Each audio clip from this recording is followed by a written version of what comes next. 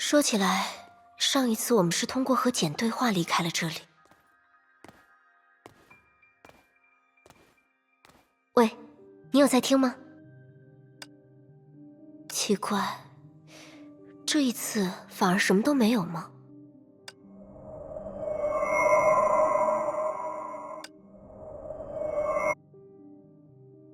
那当然了，如果你不愿意，我可以现在就揍你一顿。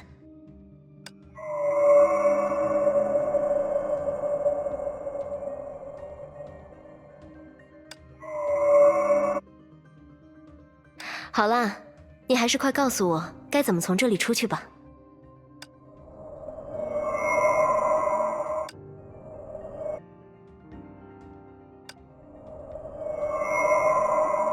因为刚刚经历过圣痕计划的重构，地球的伤口还没有恢复。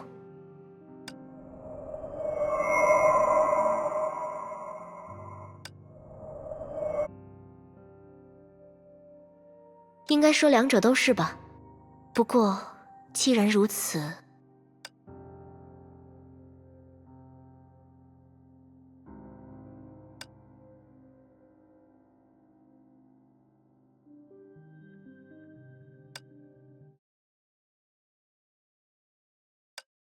，Kiana，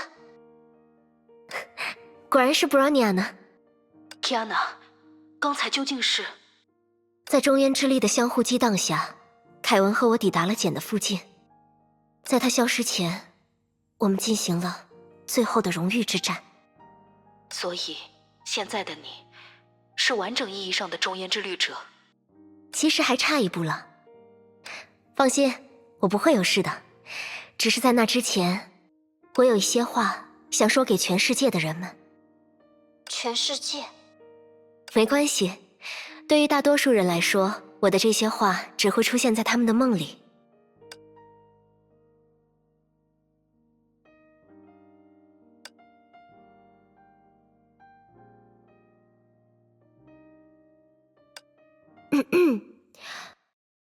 大家好，我是你们的中烟之律者 Kiana 卡斯兰娜。这个名号可能听上去有些吓人，但我和大家一样，都只是人类的普通一员。只是我的工作有些特殊，我会在大家的身后，用自己的超能力保护好这个世界，保护好人类自由发展的命运。啊，这样说果然还是有些抽象吧。那么，换一种说法，在新生的地球可以承受中烟的力量之前，我会留在月球，尽力降低崩坏对世界的影响。这个过程也许会花费5到10年的时间，也许需要全世界的人们通力合作。但我知道，这是我们的确能做到的事。我们会化解中烟的力量，让它真正为人类所用。到了那一天，你们说不定会在大街上遇到我。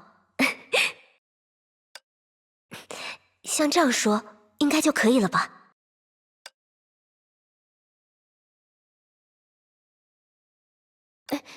牙医 Bronya。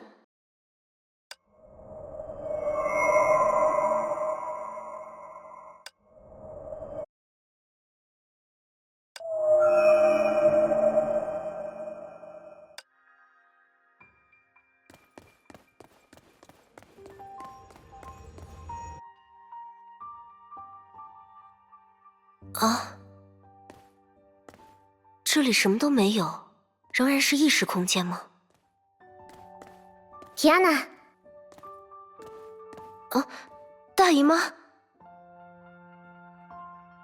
没想到中烟的全能这么方便，我们以后是不是都用不着打电话了？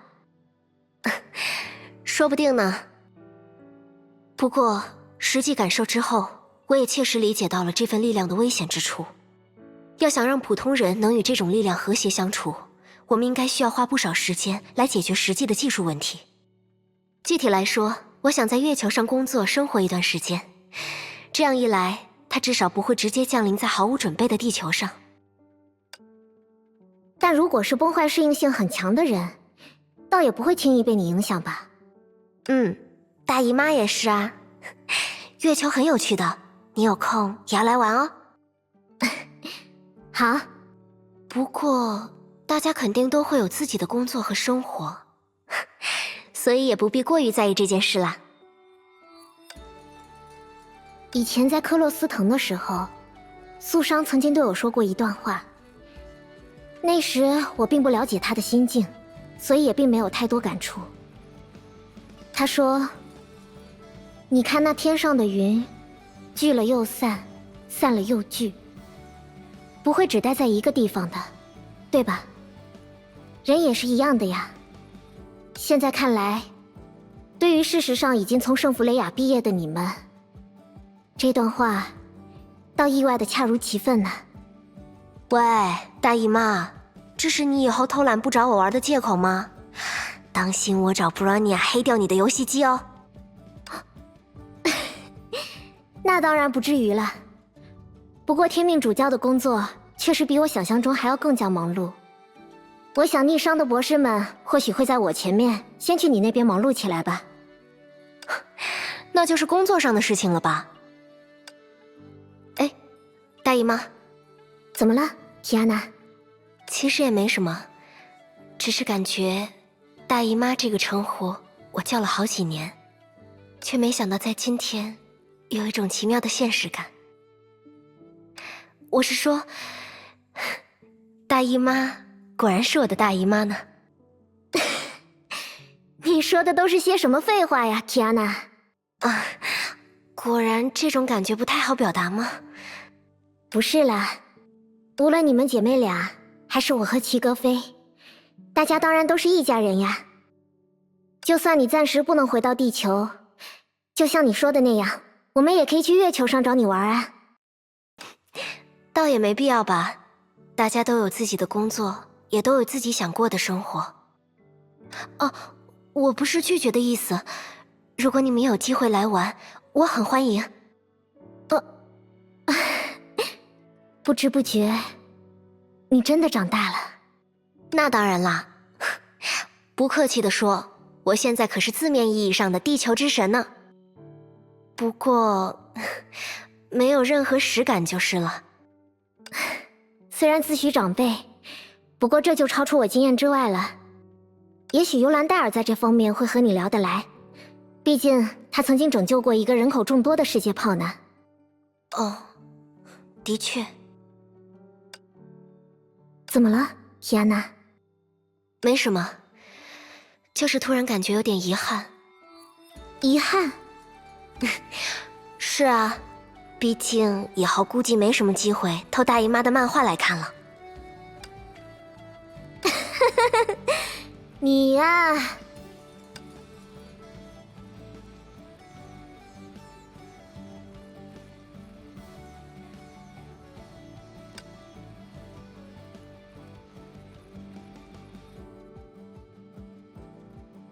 这样就算是和大姨妈聊清楚了吧。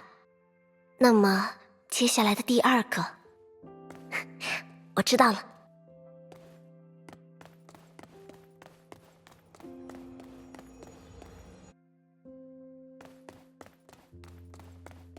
嗨，老爸。搞定了。搞定了。说起来，老爸以前就来过月球呢，当时好像还要穿宇航服。是啊，那时候看到瓦尔特能直接在真空里行动，可让我吃惊不小。听说现在的新亚特拉是个有人造空气的地方，环境条件应该比我们那时候强多了吧？那当然啦，从人造温泉到电子游戏机一应俱全，除了没有什么绿色植物，和一般的度假村也没太大区别。啊，这我可要找机会去好好体验一下了。天哪，你之后又打算做些什么？哦，我是说，在月球上的这份工作结束之后。这可得好好想想呢。毕竟睡懒觉和打游戏现在也一样能做。啊，种一片花田怎么样？西伯利亚的夏天太过短暂，而这月球也不适合植物生长。虽说环游世界也是个很好的主意，但对于空之律者的全能来说，好像没什么挑战性呢。哎，这样说来，空之律者的全能可以覆盖到金星或者火星吗？说不定以后我们还可以去这些地方看看。那应该做不到吧？不过说不定阿拉哈托可以呢。动画片里那些巨大机器人不是可以在整个银河系里自由活动吗？那或许就要看逆商的设计功力了。如果 Bronya 也加入他们的设计团队，那就一定可以。虽然在不久之后，因为中烟全能的虹吸效应，大家的律者核心多半也会慢慢沉寂消失。但重要的并不是全能本身，而是我们的想象力，对吧？想象力嘛。这么说来，多年前的我确实无法想象，在未来人类和律者可以共同生活，互相帮助。而现在还差最后一步，也就是我在月球上要完成的工作，以及大家在地球上要完成的工作了。我们会让崩坏真正成为人类的工具，就像过去人类征服了火与电一样。到那时，所有的人类都会像律者一样强大，像律者一样自由，却又不失自己原本的纯粹与美好。这不是你妈妈8岁的时候写在日记里的想法吗？哎，是这样吗？不过仔细想想，这对于每一个人来说都是一种简单而直接的梦想吧。想要幸福快乐，想要实现价值，想要随心所欲，想要长命百岁，每个人倾尽自己一生的努力，也都是为了实现这些愿望吧。是啊，而 Kiana， 你最让我自豪的地方，也正是永远都记得这些朴素的理想，不会忘记最初的追求。哎呀，我这是怎么了？哎呀，怎么突然说起话来像瓦尔特一样一板一眼呢？因为我们就是在谈论很严肃的事情嘛。每个人最宝贵的东西都是生命，但每个人也都无法阻止生命的流逝。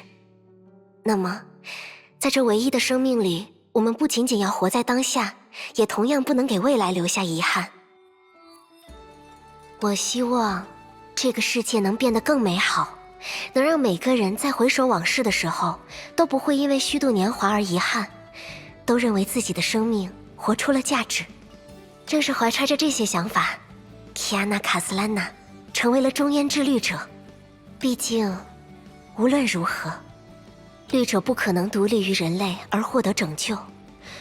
如果一个律者想要拯救自己，那么他首先就必须拯救全人类。好家伙，你现在可是真的比瓦尔特还会说了呀。也许只是我更加诚实而已吧。毕竟对不少人来说，讲这些话会很不好意思呢。不过，你老爸倒是觉得，只要是诚实的想法，就没有什么不好意思的呀。当然了，或许就是这个原因，格丽莎和11绮罗他们才总是觉得我粗枝大叶吧。不，老爸，那应该是因为你和妈妈结婚的原因吧。总之，老爸，我现在想说的就是这些了。趁这个机会，我还想和其他人也这样说说话。剩下的话题，我们下次慢慢聊，怎么样？没问题啊，不如说这的确是个好机会呢。要加油啊，天哪！你以为我是谁呀？大姨妈，老爸。那当然还有他了。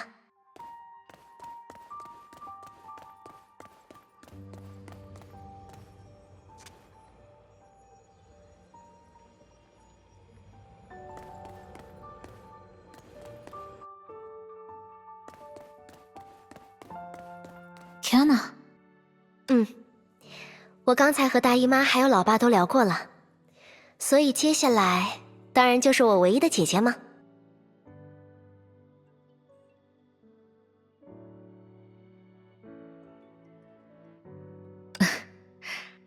虽然这样问可能会有些唐突，不过拯救世界感觉如何？怎么说呢，还挺轻松的。如果放在半年或1年之前，我可能一边嘴上说着无所谓，一边又在心里觉得这是一个沉甸甸的担子。但当这一天真正到来的时候，我反而发觉自己并没有什么实感。我还是我，其实根本就没有什么区别嘛。那我就放心了，和我当年的感想几乎如出一辙呢。你是指世界炮的事？背负着所有人的命运，成为大家的希望，乃至神一样的存在。这听上去非常夸张，但也仍然只是一种工作。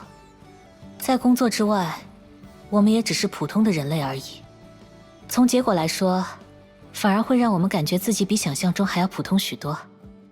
是啊，所以才会有一种强烈的不真实感嘛。不过，或许就像拉格纳前辈所说的那样，未来的希望之花，也总有一天将找到自己想要守护的东西。我们是如此，我们之后的一代代人也同样会如此。更何况，我们对自己的能力也信心十足，对吧？是啊，与其说有谁应当拯救世界，倒不如说是我们想要拯救世界。或许从一些极端的情形看来，我们的所作所为可能称不上拯救，但这没有关系，我们只是用自己的力量将这个不美好的世界变得稍微更好了一点，与所谓的责任心无关，这只是我们想要去做，觉得做来有趣的事情，仅此而已。总觉得有姐姐你说出这样的话，显得超级没有说服力呢。那下次我来找你打篮球怎么样？为什么不是踢足球啊？玩5人制，人应该够吧？那当然是因为你约等于不会踢啊。比起你来，我现在可是有好多时间能用来练习呢，你就给我等着吧。好啊，一言为定。一言为定。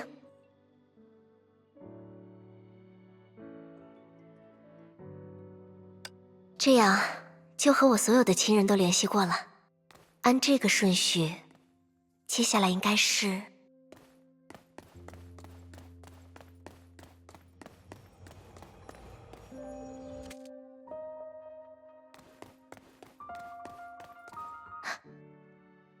时之律者。干嘛？没见过别人串门？我要是想进入其他人的思维，可比你要熟练多了。没事，你不用在意他，他一向不擅长应付这种时候。别用这种语气嘛，班长，一定要说的话只是度个假而已。你误会了，我在意的其实不是这方面。举个例子吧，比如，虽然时之律者一直称呼我为老古董，但我还是第一次在面对你的时候，感到自己的确有些老了。别这么说，现在和大家在圣弗雷亚的时候也没有什么区别啊。对了，这么说来，班长一直以来的使命，这样就算是彻底结束了吧？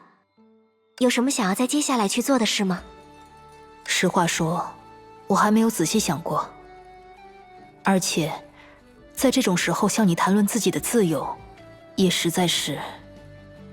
哎呦，你还真是个老古董！人家 Kiana 都说和大家在圣弗雷亚的时候也没有什么区别了，你怎么还在这里自找没趣呢？你说我不擅长应付这种时候，我看是你不擅长才对吧？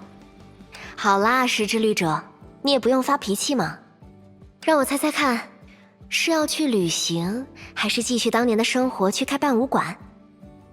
啊，也可能是继续学业吧。算是旅行吧。时之律者说自己想要在神州走走，而且一定要我这个最熟悉的人作为向导。最熟悉？他该不会是觉得有仙人做向导更有面子吧？哎，喂，我还在这儿呢！什么叫我一定？你自己非要凑成来，关我什么事儿？我都说自己健康的很，没有律者核心也照样潇洒，你还将信将疑？这两件事，算了，就姑且当作是你说的那样好了。总之，结论是我定期和他打个照面，带他去一些一个人逛不懂的地方。还是和以前一样啊。而且时之律者可能也的确比以前更需要别人照顾。虽然还不能确定会发生什么，但比起过去，崩坏能恐怕的确会少上很多。我会留心的。那暂时再见了，班长。小石，你也要多注意照顾自己啊。好，差不多就得了，彼此都是度个假而已，至于像生离死别一样吗？还有，小石是多余的。说的也是，这次真的再见了。喂，你算了，反正还挺有两下子的，不错啊。可不止两下子呢。班长和时之律者果然也不需要担心。那么接下来，果然还得是他们俩。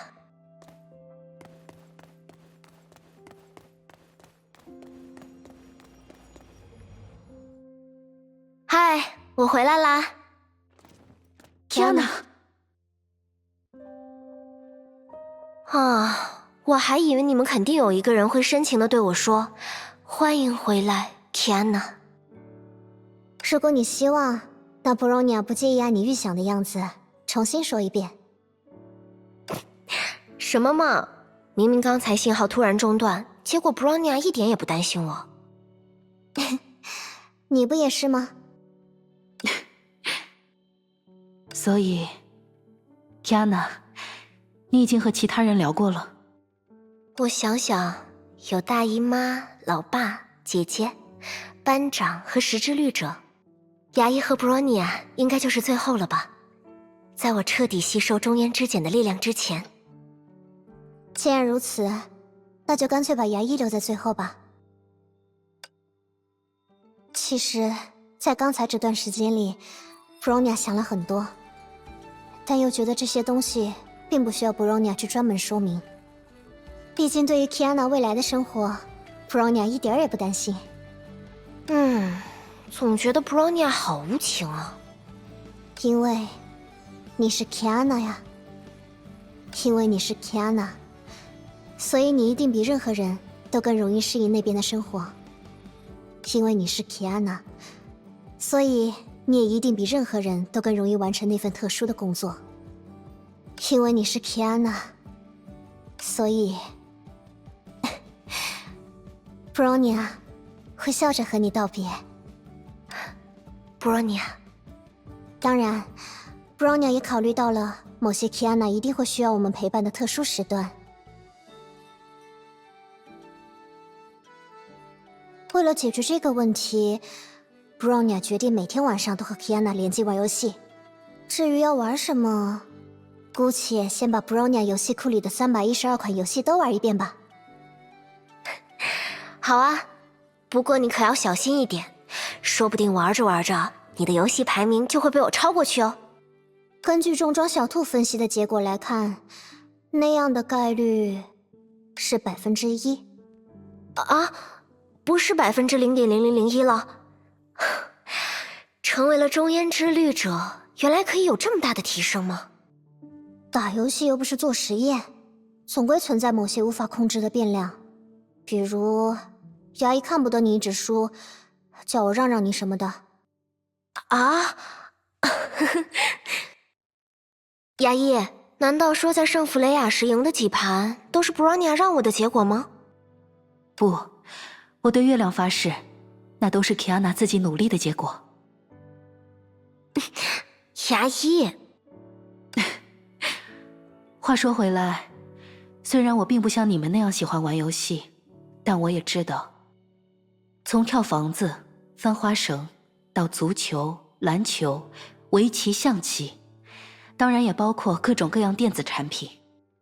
无论过去多少年，衍生出多少种类，又迭代了多少次，发明游戏的初衷从来都是为了让玩游戏的人体验到某种情感。这种情感可以来自胜利，可以来自通关，也可以来自玩游戏本身。而我只是希望在某位执着于输赢的人沉浸其中，并为之努力到一定程度时，能从游戏中收获那份最简单的快乐罢了。那牙医可就大错特错了。啊？靠作弊玩游戏，迟早会失去全部的乐趣啊。不过，要想让我在自己实力不济的情况下收获更多的快乐，或许也只有一种办法了。你是指？当然是让牙医也加入我们。啊，我真的不太擅长这个。不要紧啦，因为和牙医组队，就算输了，我也会很开心啊。就像上次我们打雪仗的时候。既然 Kiana 都这么说了，那 Bronya 之后可不会放水喽。2对1，我和牙医才不怕你。聊了这么多题外话，总觉得我也有必要像 Bronya 一开始那样，说一点正经的寄语呢。Kiana， 那时在思想空间，我们说要一起回家。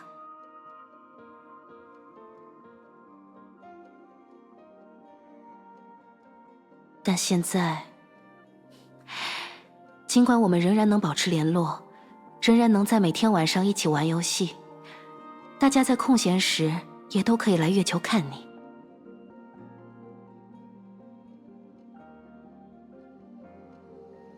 可这终究和真正的回家并不相同。牙医，没关系，我没有批评谁的意思，我只是觉得，以后大家在地球上工作、生活的时候，难免还是会望向天空，在心里默默挂念你吧。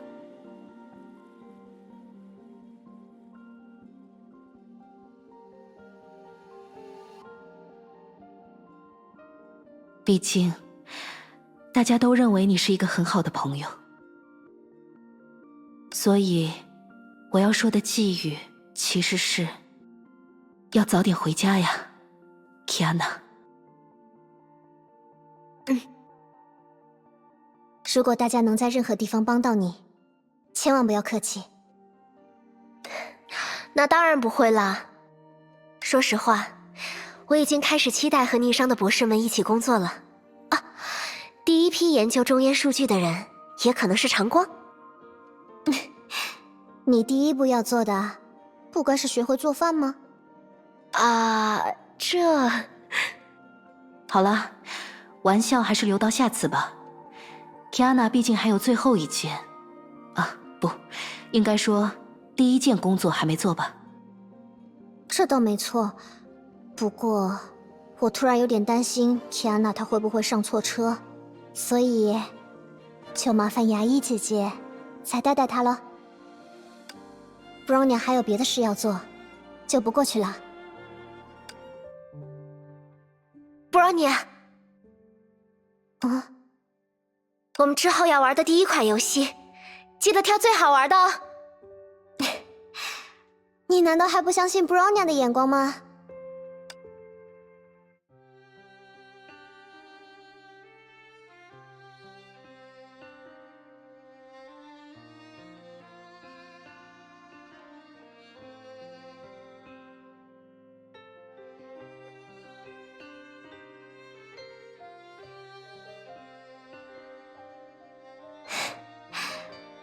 回见，笨蛋 Kiana。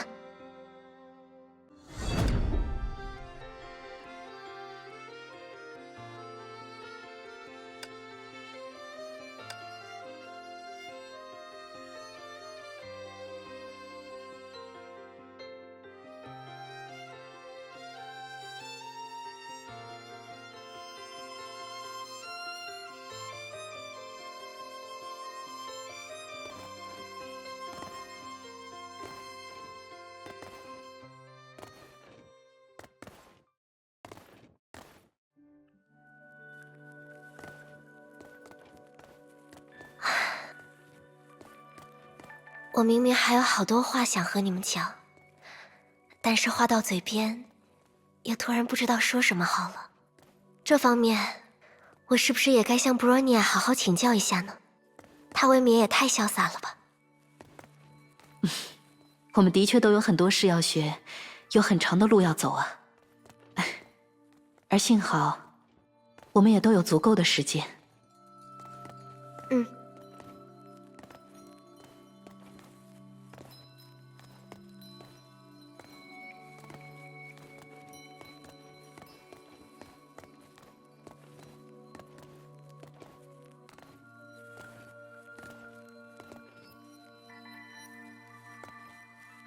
不过说起来，我好像还没有和 Kiana 说过自己未来的打算吧？哎，牙医有什么明确的想法吗？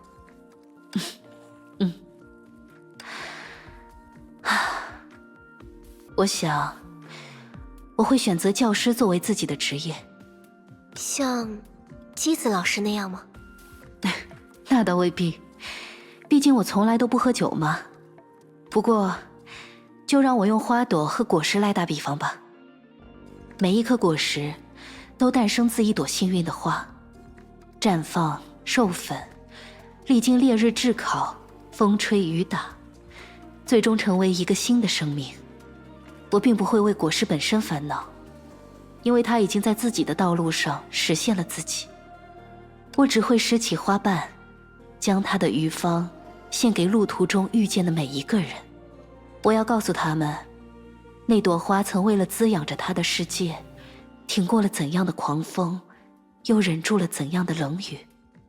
而作为和他类似的存在，我也想用我小小的花瓣，去庇护身边那些萌芽，直到这世界鲜花遍地，直到那些花儿成为焕然一新的生命。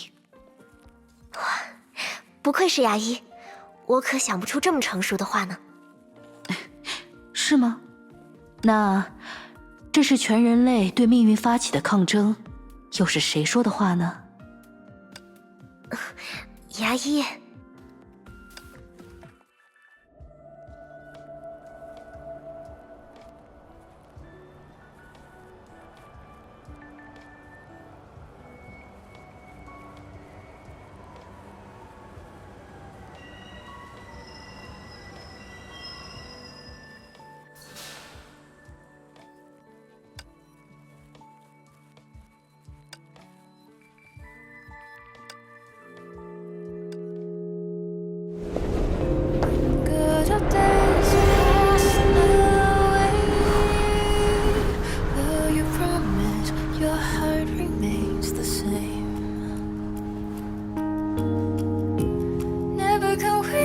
Spend the time having to leave the tracks behind.